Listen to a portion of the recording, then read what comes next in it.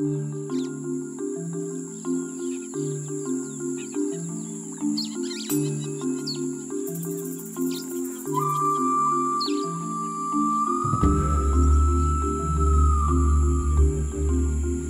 puis les mâles et les femelles, c'est très différent aussi. Des fois, on a l'impression d'avoir deux espèces en face de nous, alors que c'est le mâle et la femelle, la même espèce. Ah, OK. Ouais.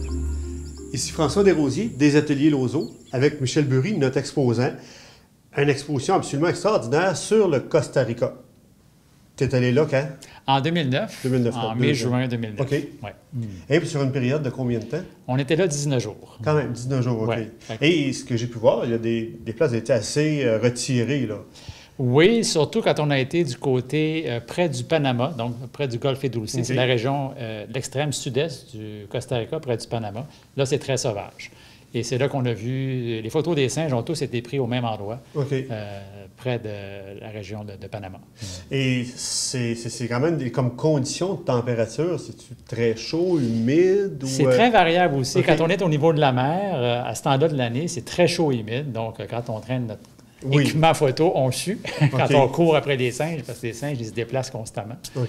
Mais si on monte dans la Cloud Forest à 2000 mètres environ, parce qu'il y a des montagnes assez élevées au centre du Costa Rica, là, le matin, à 6 heures, pour photographier des oiseaux, par exemple, on avait polar et coupe-vent. OK. Ah, quand même. Et OK. c'est à 3 heures de route seulement du bord de la mer. Donc, OK. ça varie beaucoup. Ce qui est intéressant aussi, j'ai remarqué, c'est que j'ai l'impression qu'il faut que tu travailles tout le temps assez rapidement parce que c'est les oiseaux. Comme le 150 km/h, je voyais qu'il y avait les singes, la vitesse qui vont sauter, les reptiles aussi. Tout ça passe vraiment très, très rapidement. Donc, tu as besoin de connaître ton équipement et d'avoir du bon équipement. Oui, puis il faut le connaître par cœur pour ne pas avoir à chercher ses réglages quand l'action se passe, effectivement. Puis il faut, idéalement, moi, je règle mes réglages à l'avance pour les conditions de lumière là, ambiante. Mais les singes, effectivement, c'est très rapide. On n'a pas le temps de travailler sur trépied la plupart du temps, sauf exception. C'est à main de V, il y a beaucoup de végétation, il y a souvent des obstacles. Des éléments de distraction. Il faut essayer de se dégager de la végétation pour avoir une vue dégagée sur le singe. Oui, parce que les compositions sont aussi très soignées. Là. Ça, c'est vraiment un très, très beau travail. Parce que je dirais quelqu'un qui fait de la photographie de nature animalière, il y a de quoi là, se rassasier puis de pogner en tout cas, des trucs ou de dire « Oh, ah, tiens, ça, c'est important. » Tu sais, comme je regarde celle-là ici, que l'arrière-plan soit hors foyer. Donc, on est vraiment comme concentré. La ligne diagonale au niveau de la branche, tout ça donne beaucoup de dynamique au niveau de la photo. Là. Oui, puis ça a été pris d'un bateau. Fait que l'avantage, c'est qu'avec un bateau à fond plat, donc stable, ça permet d'approcher les oiseaux, les crocodiles. Dans ce cas-là, on était sur la rivière Tarconès, plus proche. Le bateau agit comme une cache naturelle, un peu comme une voiture. L'inconvénient, par contre, c'est que le bateau se déplace tout le temps. Alors, une fois que ta photo est prise, tu ne peux pas avoir le même cadrage. Oui. C'est passé. Est-ce que tu travailles avec flash, pas de flash ou longue focale? Oui, longue focale. J'utilise un 100-400 Canon, donc souvent à 400 avec ces animaux-là. Et avec un flash en utilisant la technique du flash d'appoint. Dans certains cas, pas tout le temps. Pour donner une petite lumière au niveau des yeux, débloquer ou des choses comme ça. Débloquer les ombres, effectivement, parce que la végétation est très dense en forêt tropicale au Costa Rica, donc il n'y a pas assez de lumière souvent, où les ombres sont dures. Donc, pour équilibrer l'éclairage, le flash d'appoint est très utile. Mais c'est toujours une question de dosage. Hein. L'idéal avec le flash d'appoint, c'est de ne pas voir l'effet du flash. C'est ce qu'on veut, qu'il y ait une combinaison de lumière ambiante, lumière naturelle. C'est ça, j'essaie. Et de se pratiquer à l'avance, j'imagine aussi. Oui, quoique moi, j'ai fait une partie du voyage avec un photographe professionnel qui vit au Costa Rica. Puis j'ai beaucoup appris de lui. C'est comme un safari ou... C'est une espèce de tour qui appelle. Donc, c'est pas un genre de safari, si vous voulez. Là, on a fait comme 3 endroits avec lui. Puis après ça, on a fait le reste du voyage par nous-mêmes. Mais moi, j'ai beaucoup appris avec lui au niveau de la technique du fil flash parce que c'est vraiment un maître, lui. Il maîtrise très, très bien les...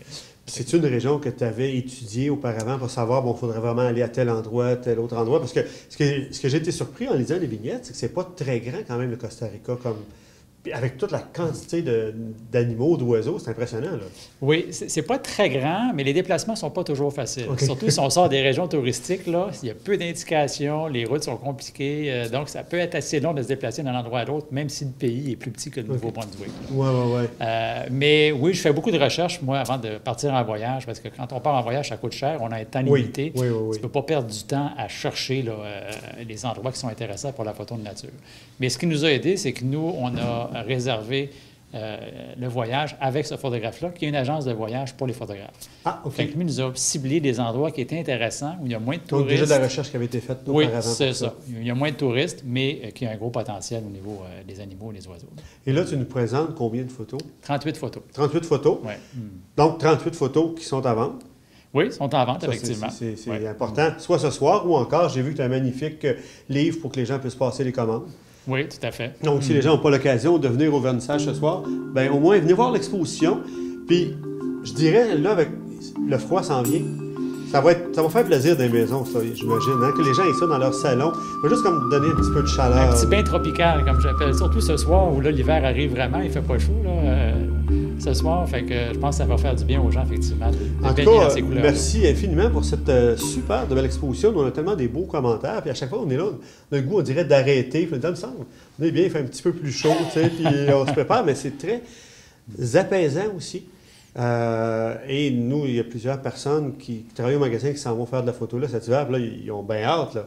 Oui, ça oui. les fatigue pas mal. Oui, c'est une belle destination, effectivement.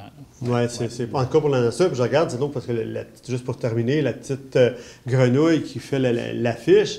Là, ça a l'air, c'est comme on a de la misère à imaginer la grosseur. Ça a l'air, c'est tout petit, ça. Là. C'est pas très gros, effectivement. Ça fait peut-être, mon Dieu, peut-être 3 pouces, là. OK. 3-4 pouces de longueur. C'est la grenouille aux yeux rouges, là, qui est le symbole du Costa Rica. Mais effectivement, c'est pas très gros. Donc, c'est pris avec un objectif macro, là. OK.